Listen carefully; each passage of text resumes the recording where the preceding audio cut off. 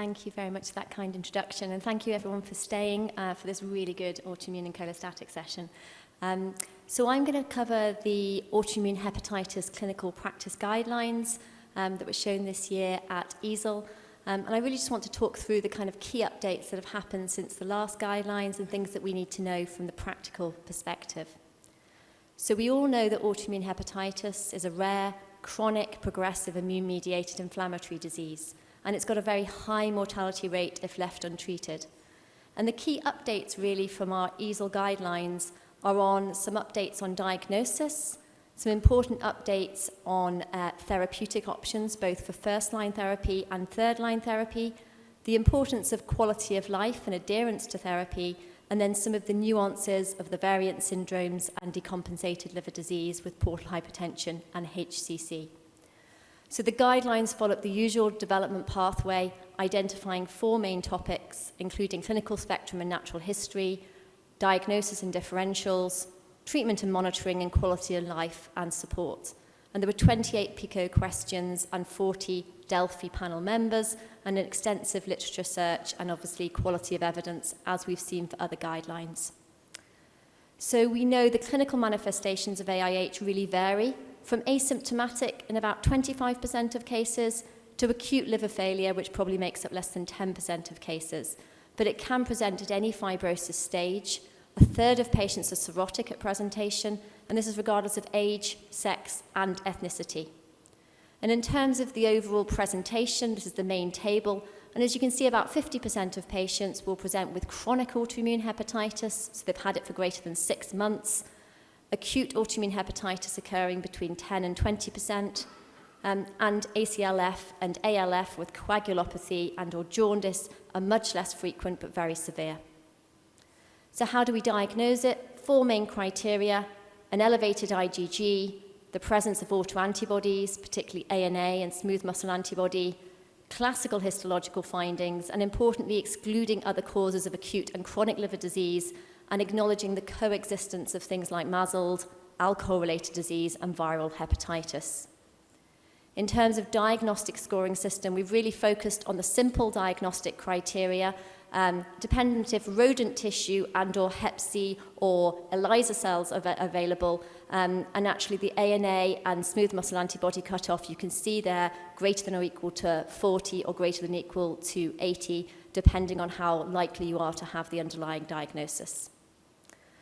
So in terms of biochemical tests, I think when we need to suspect autoimmune hepatitis is really anyone who has an elevated ALT for any reason at all, but in particular those who have a high IgG or presence of autoantibodies. It also needs to be suspected in anybody who has cirrhosis of an unknown etiology, and a normal IgG should not exclude the diagnosis. And this is the proposed autoimmune serology algorithm in patients with AIH. And I guess key things I would say here is that IgG is only elevated in 85% of cases overall. And again, you're looking at the classical ANA and smooth muscle versus LKM1 or anti-CL1. There was a real emphasis put on not differentiating between type 1 and type 2 autoimmune hepatitis, because it really doesn't seem to impact our clinical practice in terms of giving corticosteroids. What's the role of liver biopsy? Actually, it's still central in making a diagnosis of the disease, and you'll see the classical histological manifestations on your right-hand side.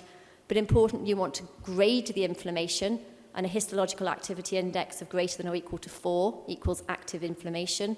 You want to stage the fibrosis, particularly when you're thinking about treatment that you're going to give, and actually you want to define it as likely possible or unlikely to have autoimmune hepatitis with all the caveats. Differentials include a variety of different liver diseases, and it's important to exclude drug-related liver disease and also viral hepatitis, and extrahepatic entities including celiac disease and SLE. So what are our long-term complications over time with the natural history of this disease? Well, this relates to disease progression and also to cancer risks, and therefore we want to survey all of our patients, particularly if they have cirrhosis, and think about portal hypertension, hepatocellular carcinoma. So in terms of portal hypertension, for upper GI endoscopy, essentially for those varices that are needed to treat, we're following the Bovino criteria with an LSM greater or equal to 20 and a platelet count of less than or equal to 150. But pragmatically, anyone who has indirect evidence of portal hypertension with splenomegaly, increased portal diameter, collateral veins, should also have an upper endoscopy for screening. And in terms of HCC, we know that the prevalence is much lower in autoimmune hepatitis cirrhosis compared to other causes of cirrhosis, but the guidelines have not changed in terms of those who should be screened. So all patients need to be screened for cirrhosis, and we've recommended liver ultrasound plus minus AFP on a 6-monthly basis, obvious with the usual caveats as to whether or not you would treat for HCC. And also in the context of immunotherapy for HCC, we've acknowledged this can be given in well-controlled disease. So when and how should we give treatment? Treatment needs to aim at complete biochemical remission, which is normalization of the IgG and also the ALT, with the marker usually being at 6 months. And obviously we want clinical improvement as well, and ideally histological remission over time. And the idea of that is because it does actually change survival, and if you obtain complete biochemical remission, there is a reduction in both morbidity and mortality, as well as an improvement in quality of life. And it is recommended in all patients with active disease, including those patients who have compensated cirrhosis or advanced fibrosis.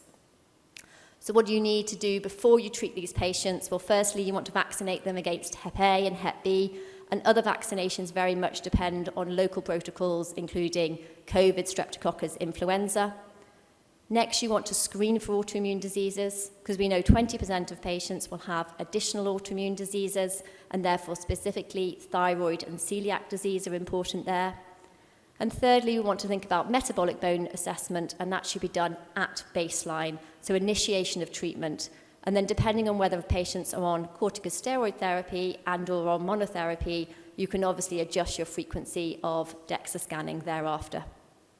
How are we treating patients? Sadly, still with corticosteroids as first line, and that's advocated as prednisolone in the EASL guidelines, at least 0.5 milligrams per kilogram a day. And if you've got more active disease or more severe disease, up to 1 milligram per kilogram a day. And of course, that's alongside either azathioprine or, again, new for the guidelines, mycophenolate as the new first-line therapy. When we think about azathioprine, we don't want to do this in patients who are overtly jaundiced. So once the bilirubin is less than 6 milligrams per deciliter, or 100 in my money, and when it comes to starting it, ideally 2 weeks apart, so you can measure the TPMT level, you can get an idea about azathioprine-related toxicity and side effects, and starting it low at 50 milligrams per day, and then titrating up to 1.5 to 2 milligrams per kilogram a day, bearing in mind that it's hepatically cleared. And then with mycophenolate, again, we often underdose our patients with mycophenolate, so you're aiming for 1.5 to 2 grams per day, bearing in mind, again, it is teratogenic, so we need to make sure we counsel both male and female patients when starting it, particularly if they're of childbearing age or potential. And induction therapy and then the subsequent monitoring and maintenance needs to be individualized in order to keep this complete biochemical remission, i.e. a normal ALT and a normal IgG overall. What about budesonide? Well, interestingly, in the new EASL guideline, that's come out of vogue a little bit, and it is not now recommended as part of the EASL guidelines as first-line therapy in autoimmune hepatitis, and we know it is contraindicated in cirrhosis. And again, you'll remember it has less systemic bioavailability compared to prednisolone, and it's predominantly got high intrahepatic concentration. But we can switch to budesonide, particularly in those patients who have steroid-related side effects and in patients without cirrhosis. How do we monitor treatment? Firstly, we look very actively for adverse effects. They should be proactively managed and anticipated. Secondly, laboratory and clinical assessment needs to be individualized. For those on immunosuppressive therapy, we would monitor every 3 months. But in patients who are on corticosteroids, that might need to be more frequent depending on their side effects. We need to ensure adequate calcium and vitamin intake, particularly those patients who are on long-term corticosteroids. And lastly, we need to do regular evaluation by transient elastography. We didn't mandate an actual interval, but many people find that we do it annually once they have good disease control, because in that early stage, active inflammation increases the FibroScan level. How do we maintain? Well, we want to maintain to reduce the risk of relapse and prevent progression of liver disease, and this should either be azathioprine or mycophenolate as monotherapy, or in that early stages in combination with a low dose of prednisolone, ideally less than or equal to 5 milligrams. And the dose of this maintenance therapy should try to sustain the complete biochemical remission. And then we monitor for treatment-related side effects.